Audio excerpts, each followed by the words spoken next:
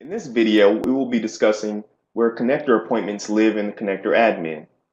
All appointments that are scheduled, either via the widget or in the admin, appear here on the appointments page.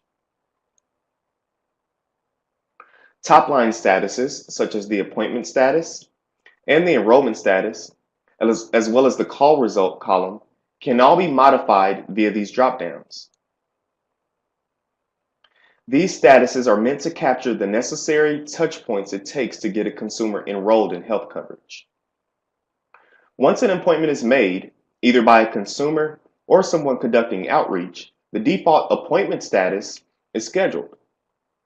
Once a user contacts a consumer to confirm they'll be in attendance for their upcoming appointment, they change the appointment status to confirmed. Each outcome in the appointment status dropdown pertains directly to the current status of the appointment itself. Once you've identified a selection here via the dropdown, you simply scroll down and click the update button. As we scroll back up here, you'll see the enrollment status column. This relates to big picture outcomes of a given appointment. So, whether that's enrolled marketplace for Medicaid or renewed marketplace for Medicaid, as well as the other statuses here in the enrollment status column, they're meant to discuss the top line outcome after an in-person appointment is held.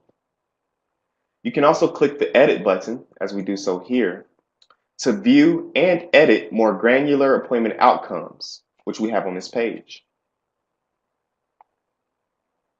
Similar to the other detailed pages, once we go back to the appointments page,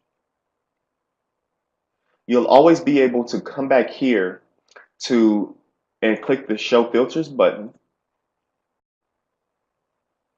to search for and narrow down to a given consumer if you need to find and edit their information.